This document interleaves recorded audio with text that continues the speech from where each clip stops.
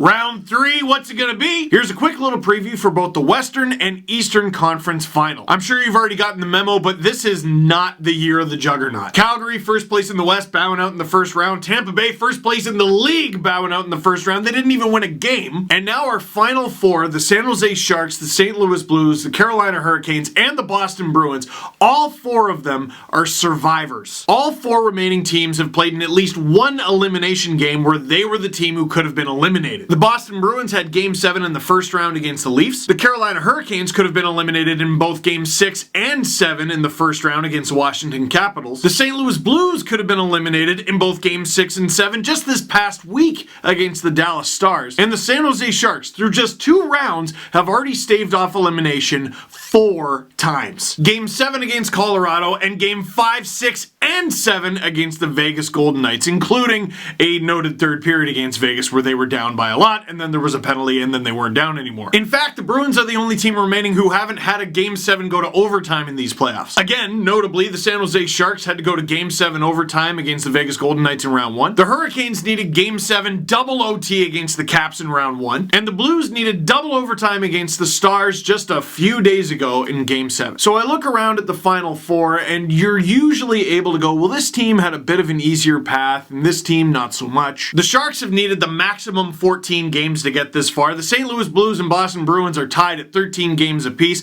And the Hurricanes, although they've only had to play 11 games, half their roster has been injured at some point. Dude, Curtis McElhinney's their starter right now, and actually he's been really good. In St. Louis, they got a rookie in net in Jordan Binnington. In San Jose, they got Martin Jones, who's been awful all year and has just recently figured it out. And in Boston, Tuukka Rask, he's actually been pretty good. If you listen to Bruins fans heading into these playoffs, there were some hesitations there. I think they're melting away. A 3-0 shutout to eliminate Columbus certainly helped. Everyone has taken their lumps to get this far, and they got to figure out how to deal with those lumps because at this point, they're only halfway there. Think about it. You're the San Jose Sharks. You've already played in 14 playoff games this year. You've gone to war. You're Joe Thornton. You've played over 1,000 games and you just won a cup, and you might have to play as many as 14 more. The thesis here is the Stanley Cup is hard to win. So let's look at the 2 series. I want to start in the West, Sharks and Blues. It's funny, there's been a lot of talk in these playoffs because of all the upsets that the regular season doesn't matter. We'll answer this. Does home ice matter? It doesn't guarantee victory, but evidence shows that it helps. Well, in the Sharks-Blues series, the Sharks have home ice advantage. They'll get the first 2 games in San Jose. You know how many points separated the San Jose Sharks and the St. Louis Blues this season? 2.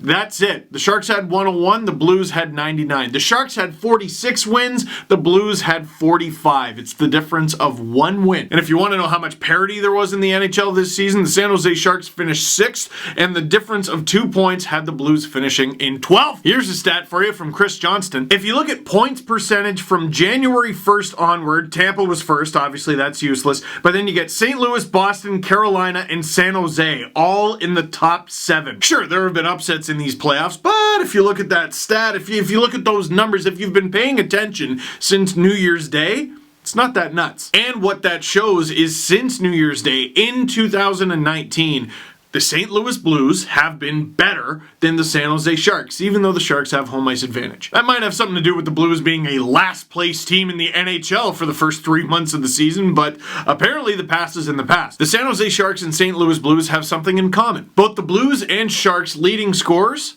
are defenders. Alex Pietrangelo for the Blues, 2 goals, 9 assists, 11 points in 13 games. And Brent Burns for the Sharks, 5 goals, 9 assists for 14 points in 14 games, although a little asterisk on that, he's tied with 2 other Sharks, Thomas Hertl and Logan Couture. Speaking of Hertl and Couture, the Blues defense is going to have their hands full with them because 1, it's a 2-headed monster. 2 heads, better than 1, all that. But with 9 goals apiece, they are tied for the lead in playoff goal scoring this year. For the Sharks defense, they got to find a way to shut down Jaden Schwartz, which he's given everyone fits so far. Only 3 assists through 13 games so far, but out of his 11 points, 8 of them are goals, just 1 back of Couture and Hertl. What's interesting about Schwartz is out of the top 10 goal scorers in these playoffs so far, he's actually averaged the least amount of ice time. Still averaging just a hair under 18 minutes a game. You gotta wonder if that comes up in round 3. He's been great. Second behind Schwartz is Vladimir Tarasenko, 5 goals, 0 assists. For the Blues, behind those 2, it's about as by committee as it gets. Behind Behind Pat Maroon and David Perron, who both have 3 goals apiece, the Blues have had 15 goal scorers this playoffs. For both the Blues and Sharks, their goaltending in these playoffs can be described as good, not great. I'm looking at Martin Jones' number, and it's a 910 right now, which isn't that great, but considering what it was after the first round, he's coming up. Ahead of him is Jordan Binnington with a 915. Better? Not that much better. You know how there are playoff performances where goalies just won't be beaten? They're willing their team to a win, stealing a series? Neither of Jones or Binnington has been that good. They've been good, which is fine, but they haven't been like Tim Thomas, like Patrick Waugh, where you step on the ice and you're like, why are we even going to play the game? So what I expect out of this series, goals. That has more to do with the Sharks than the Blues. Because the Sharks to me right now are just this force of nature. Offense is what they do. At different times in these playoffs and throughout the season, people criticize the defensive play of Brent Burns and Erik Karlsson, and it hasn't been perfect in these playoffs, believe me. But those guys are puck-moving monsters. And the Blues have guys like that too, Pietrangelo, Parayko, but they're not these guys. The Sharks' high-octane offense combined with their bit of a lackadaisical defense at times creates fun, goofy hockey, no matter who they play, and that's a win for fans in my opinion. Now forget who I want to win. All I want to know is this series going to go 7? And if it does, what ridiculous call is going to go the Sharks' way this time? There was that 5-minute major on Cody Eakin in the first round that shouldn't have been for the hit on Pavelski, the hit. And then, I don't know if you watched Game 7 against Colorado, there was an offside review where a player who was not part of the play was deemed to be offside. Gabriel Landeskog was Schrodinger's cat. The best way I can describe that play is he wasn't on the ice, but he was, and because he technically was but wasn't, he was offside. Does that make sense to you? Of course it does. It's the NHL. It's never been confusing, not once. And I mentioned Pavelski there, huge X-Factor for the Sharks. He's back from injury. He had a goal in the Game 7 against Colorado. Man, if he gets rolling, the Sharks just become more of a juggernaut. Harder to deal with in front. The longer the playoffs go, the more banged up the bodies are, the more lactic acid in the legs, the harder it is to just wheel. The Sharks succeed at banging in goals, and Joe Pavelski's one of the best. If that's what decides this series, the Blues are in trouble. I give the Blues the advantage in goaltending and on defense, but the Sharks' offense, the way they move the puck, is so brutal. Unless some guys step up on the Blues, I have the Sharks winning this one. I had the Blues making it all the way to the Stanley Cup Final when the playoffs began, but that's because I had my doubts about the Sharks. But through 2 rounds, the Sharks have proven that, oh, no, your doubts were warranted. Like, they have trouble stopping pucks sometimes, but Martin Jones has gotten better, and they've proved that they're so good that they overcome their own faults. I just think the Sharks have more weapons than the Blues.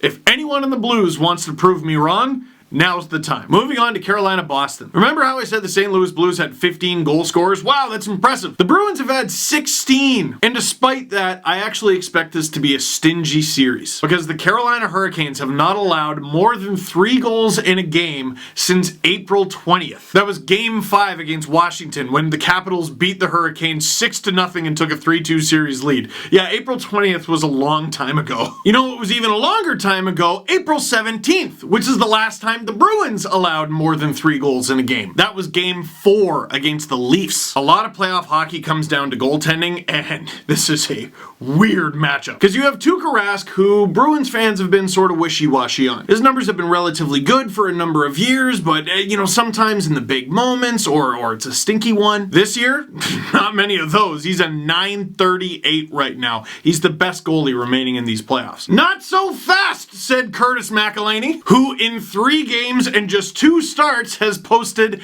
a .947 save percentage. He's allowed just 4 goals so far. His counterpart, Peter Mrazek, the guy he filled in for in just 9 starts, had 2 shutouts. So McElhinney's filling in for Mrazek. I sort of alluded to it. This series will be decided by who isn't in it as much as it's decided by who is. We already know Charlie McAvoy is going to miss Game 1 of this series because of a suspension. Big loss, right-handed defenseman. And we know that Trevor Van Riemsdyk won't be playing for the Carolina Hurricanes again this season because of surgery. Again, big loss, right-handed defenseman. And I mentioned I think this will be a stingy series. How's this for a stat? The Carolina Hurricanes' top scorer in these playoffs is Jacob Slavin. He's a point-per-game player, 11 points in 11 games.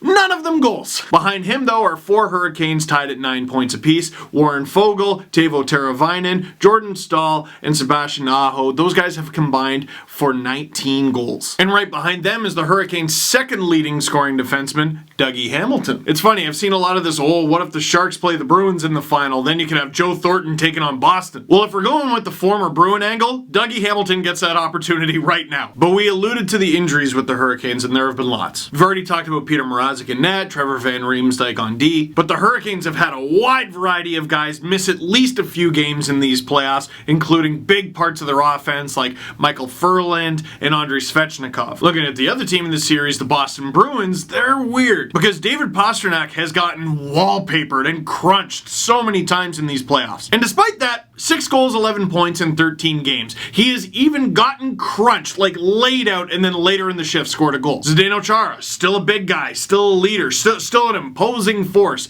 but he has gotten demolished a couple times, mystifyingly, in these playoffs. Is wear and tear going to become an issue for those guys or anyone else on the Bruins in this series? The Bruins X-Factor to me in this series are 3 guys. Brad Marchand is, you don't even have to explain the factor. He's a point-of-game player who's also a sideshow. It takes up a lot of team's time. And obviously, Patrice Bergeron is Patrice Bergeron, one of the best, if not the best, two-way players in the game. He's the best. But one of those X-Factors to me is Charlie Coyle. He's had 8 points in 13 games so far. He's been a great deadline pickup. Patrice Bergeron gets tons of love, but David Krejci not getting talked about nearly enough. 10 points so far in these playoffs. He's actually outscoring Bergeron, and that's what he's done. I'm going to shout out someone for what they haven't done. Jake DeBrusk, just 5 points so far. If he breaks out, though, gotta think the Bruins win this series. Maybe even throw Marcus Johansson in there, another guy with just 5 points. So, this is a tough one to call. I didn't think the Hurricanes would win in the first round. They did. I didn't think the Hurricanes would win in the second round. They did. Bunch of jerks. And now it's the third round and everyone is on the Hurricanes train. Everyone's on their bandwagon. And come on, believe in the bunch of jerks. And I do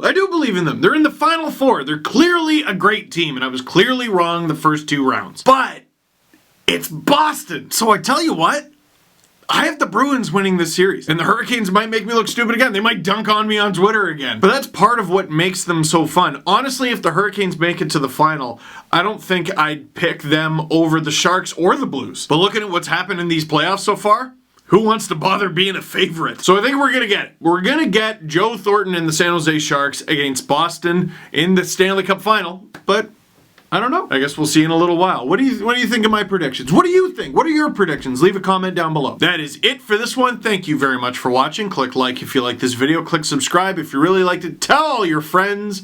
This is just the halfway mark of the playoffs, man. It's a grind.